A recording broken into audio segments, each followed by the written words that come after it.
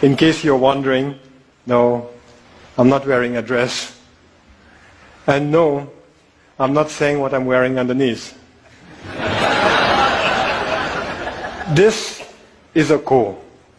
This is my national dress. This is how all men dress in Bhutan. That is how our women dress. Like our women, we men get to wear pretty bright colors. But unlike our women, we get to show off our legs. Our national dress is unique. But this is not the only thing that's unique about my country. Our promise to remain carbon neutral is also unique. And this is what I'd like to speak about today. Our promise to remain carbon neutral. But before I proceed, I should set you the context. I should tell you our story. Bhutan is a small country in the Himalayas. We've been called Shangri-La, even the last Shangri-La. But let me tell you right off the bat, we are not Shangri-La. My country is not one big monastery populated with happy monks. The reality is that there are barely 700,000 of us sandwiched between two of the most populated countries on earth, China and India. The reality is that we are a small, underdeveloped country doing our best to survive. But we are doing okay. We are surviving. In fact, we are thriving. And the reason we are thriving is because we've been blessed with extraordinary kings. Our enlightened monarchs have worked tirelessly to develop our country, balancing economic growth carefully with social development, environmental sustainability, and cultural preservation, all within a framework of good governance. We call this holistic approach to development gross national happiness, or GNH. Back in the 1970s, our first king famously pronounced that for Bhutan, gross national happiness is more important than gross national product.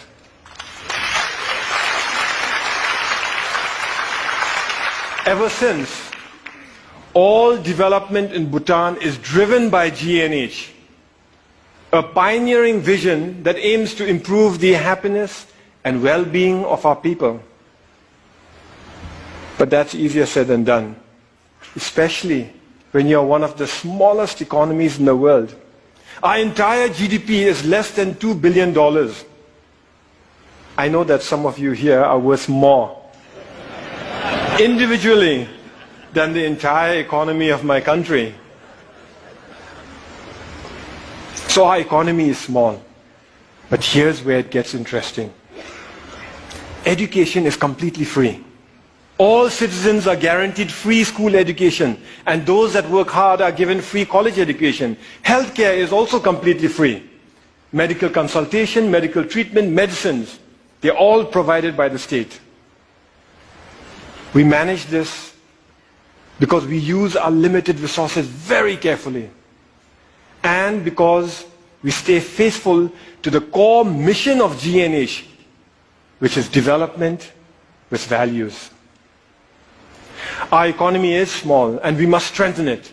Economic growth is important. But that economic growth must not come from undermining our unique culture or our pristine environment. Today our culture is flourishing. We continue to celebrate our art and architecture, food and festivals, monks and monasteries. And yes, we celebrate our national dress too. This is why I can wear my ko with pride. Here's a fun fact. You're looking at the world's biggest pocket.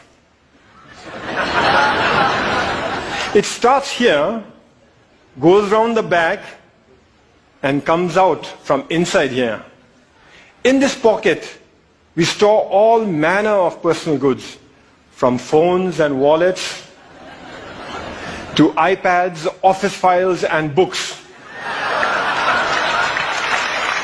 But sometimes even precious cargo. So our culture is flourishing, but so is our environment. 72% of my country is under forest cover.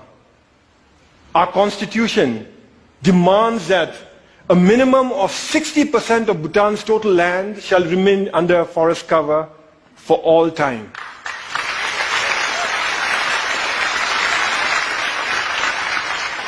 Our constitution, this constitution, imposes forest cover on us. Incidentally, our king used this constitution to impose democracy on us. You see, we, the people, didn't want democracy. We didn't ask for it. We didn't demand it. And we certainly didn't fight for it. Instead, our king imposed democracy on us by insisting that he include it in the constitution. But he went further. He included provisions in the constitution that empower the people to impeach their kings, and included provisions in here that require all our kings to retire at the age of 65. Fact is, we already have a king in retirement. Our previous king, the Great Fourth, retired 10 years ago at the peak of his popularity. He was all of 51 years at that time. So as I was saying, 72% of our country is under forest cover. And all that forest is pristine. That's why we are one of the few remaining global biodiversity hotspots in the world. And that's why we are a carbon neutral country. In a world that is threatened with climate change, we are a carbon neutral country. Turns out it's a big deal. Of the 200 odd countries in the world today, it looks like we are the only one that's carbon neutral. Actually, that's not quite accurate. Bhutan is not carbon neutral. Bhutan is carbon negative. Our entire country generates 2.2 million tons of carbon dioxide. But our forests, they sequester more than 3 times that amount. So we are a net carbon sink for more than 4 million tons of carbon dioxide each year. But that's not all. We export most of the renewable electricity we generate from our fast-flowing rivers.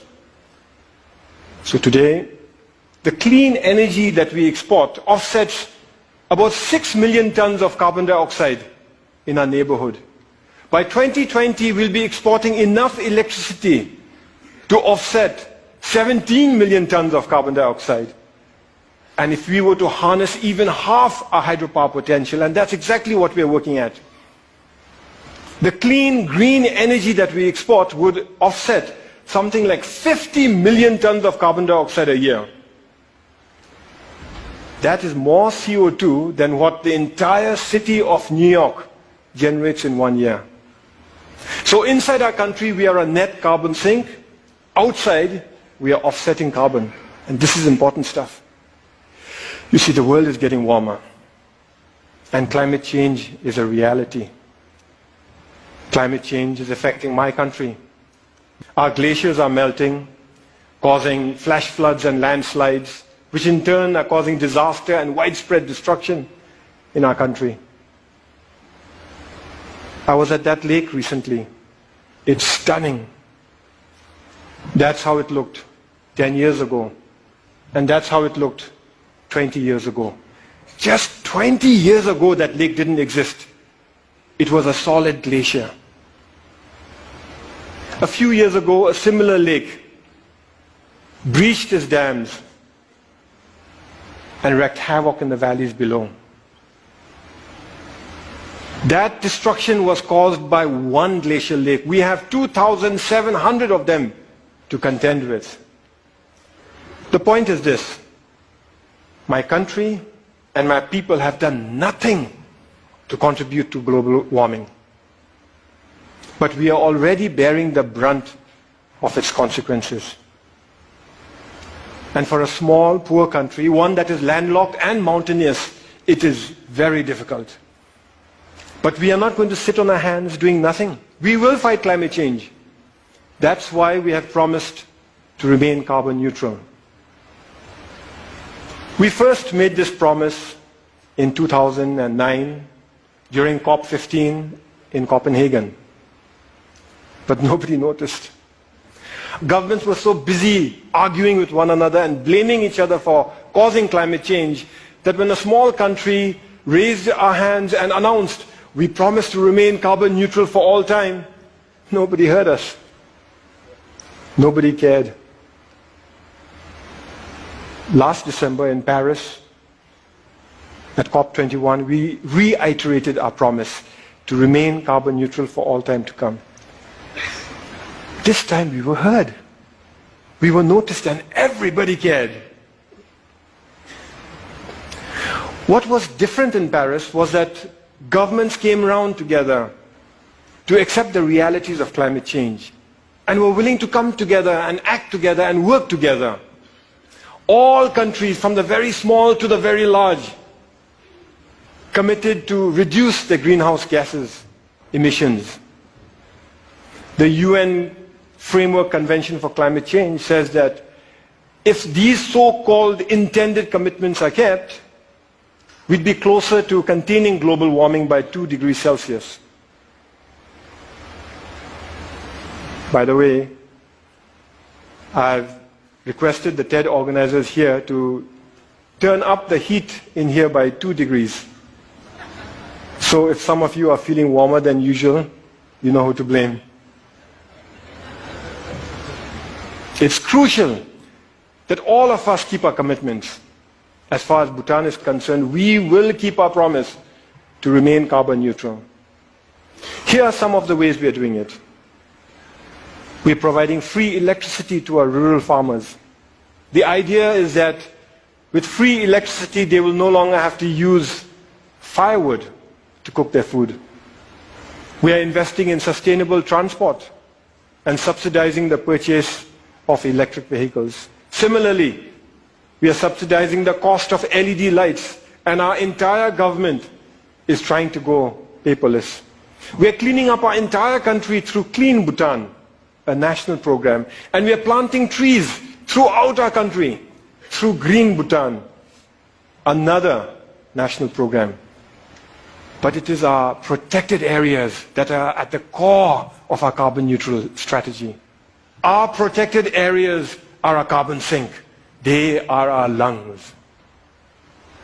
Today, more than half our country is protected as national parks, nature reserves, and wildlife sanctuaries.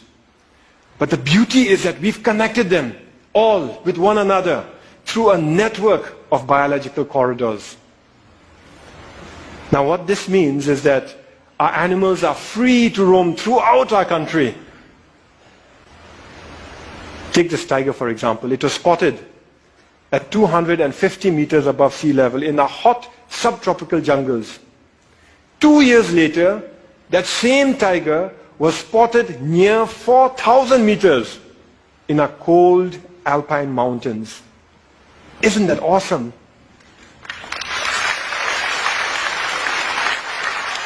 We must keep it that way. We must keep our parks awesome. So every year we set aside resources to prevent poaching, hunting, mining, and pollution in our parks, and resources to help communities who live in those parks manage their forests, adapt to climate change, and lead better lives while continuing to live in harmony with Mother Nature. But that is expensive. Over the next few years, our small economy won't have the resources to cover all the costs that are required to protect our environment. In fact, when we run the numbers, it looks like it'll take us at least 15 years before we can fully finance all our conservation efforts. But neither Bhutan nor the world can afford to spend 15 years going backwards. This is why His Majesty the King started Bhutan for Life. Bhutan for Life gives us the time we need. It gives us breathing room. It is essentially a funding mechanism to look after our parks to protect our parks till our government can take over on our own fully. The idea is to raise a transition fund from individual donors, corporations and institutions. But the deal is closed only after predetermined conditions are met and all funds committed. So multi-party, single closing, an idea we borrowed from Wall Street. This means that individual donors can commit without having to worry that they'll be left supporting an underfunded plan. It's something like a Kickstarter project, only with a 15-year time horizon and millions of tons of carbon dioxide at stake. Once the deal is closed, we use the transition fund to protect our parks, giving our government time to increase our own funding gradually till the end of the 15-year period. After that, our government guarantees full funding forever. We're almost there. We expect to close later this year. Naturally, I'm pretty excited.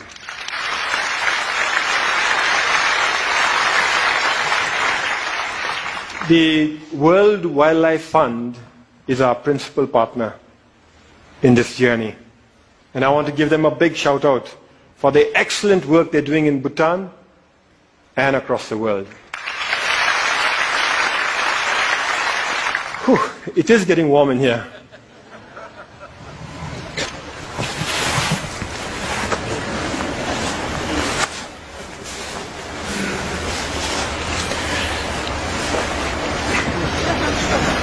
I thank you for listening to our story.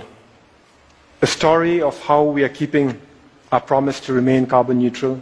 A story of how we are keeping our country pristine for ourselves, our children, for your children and for the world.